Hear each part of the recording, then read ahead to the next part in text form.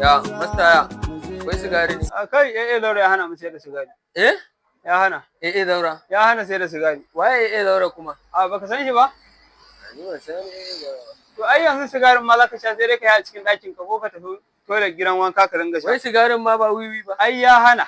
Ya hana? Ya hana. To ina ga kwaya? Ai in aka ajiye ka shikenan. Kai yanzu ka daina? Baka ga abin da na zuba ba? Me ya hada?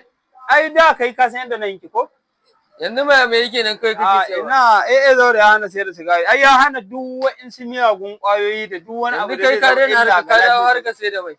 Allah ya kiyaye. Allah ai zuwan Zaura. Allah yanke ma wahala. Alhamdulillah. Ko ta nan na amfana.